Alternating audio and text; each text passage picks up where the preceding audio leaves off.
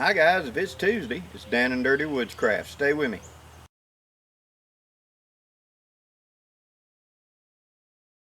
Okay guys, today we're going to talk about a little trick with a fire steel. I had someone contact me and we've been talking back and forth, and they don't have much dexterity in their hands. There's a lot of people in the world that have some sort of problem, whatever, and due to MS, they don't have control enough with their hands. And so he was looking for techniques on how he could use the fire rod and yet be able to do it effectively. Well, now, as you know, what most people simply do is you take your 90-degree edge on your knife and you scrape and produce sparks. Great. But what if that muscle coordination isn't there for whatever reason? For example, it's super bitter cold and you can barely feel your hands, or you've had a head injury, or whatever. There's some reason why this two motion of one hand going one way and one hand going the other way just ain't the way to do. You don't feel safe flying around with a knife. Well, anchor it stiff arm out there and pull against you. We tried that and that does work. But there's another slight variation of that anchoring the blade that we're going to talk about today. Now let me zoom in on the stump and I'll show it to you right quick.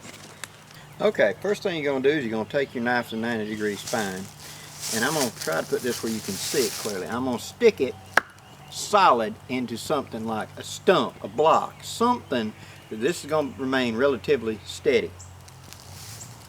Now onto my ferro rod, what I'm going to do is through that loop I'm going to attach a cord that I can put over my hand like this. Twist it once or twice to take up the slack, and I want it to be so that whenever I grip it, as you can see like that, it's holding here, and when I pull, my wrist is actually doing the pulling, okay?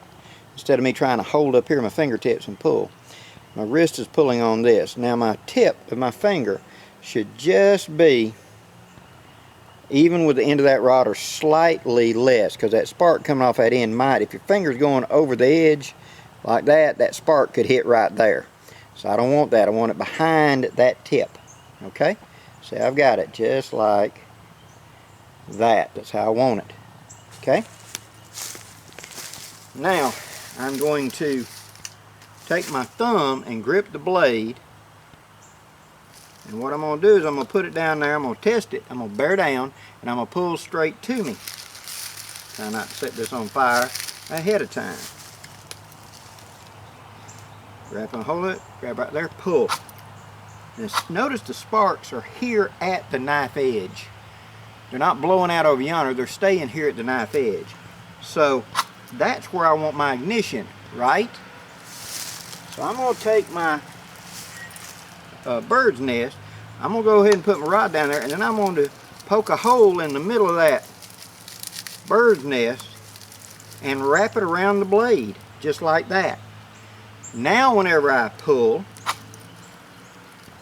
the spark is right in the middle of everything. Just like that. So one hit, I'm able to get it going. So, by using the back of the knife or an axe, I can stick an axe up there and hook any 90-degree edge or whatever. This doesn't move. My knife does not move. And it's not based on muscles holding it in place. By me harpooning it and sticking it solid and going down here close to the bottom of the blade, I'm not going to pull it out easily. Okay? I could, and also my hand, see, with this particular knife, what I did was I took my thumb and did like there, and then I'm holding the tender bundle in place. So when that spark comes out, it's right in the middle of the tender bundle. And there's also a suction of air of me pulling out. So that's going to fan that spark. So the spark goes from rod to tender, and then it's got an air burst all at once. A lot of times in one hit you'll ignite. Now, when would this technique be of advantage? Wind. We're out here and we're trying to, and no matter what we're doing, the spark's going everywhere. You put it down in the middle of it and you spark and it's still not. Well, one of the reasons is when you put the rod down in the middle of it and you scrape down into it, you should scrape off hunks of your rod. you should scrape and scrape and make like molten metal coming off the end of that rod to ignite it, because it goes into the tinder bundle. By this technique, I'm putting it completely in the tinder bundle, something I couldn't do on the ground with this edge, because then the knife would just come straight up, and I yank. Therefore, I'm doing it. So someone who has limited hand dexterity can be safely able to do this.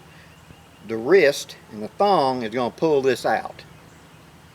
That lanyard on there is just simply going to pull it. So I ain't got to have a great deal of grip. And that's the problem with these small ferro rods, is they ain't a lot to hold on to. Now, typically these are going to fail anyway. That's the reason most of us guys go ahead and get the big old blanks and put a roll of duct tape on the top of it. But if this is what you got, this is what you use. Hope this gives you some ideas, guys. Please leave any questions or comments below. And thank you very much for supporting my channel.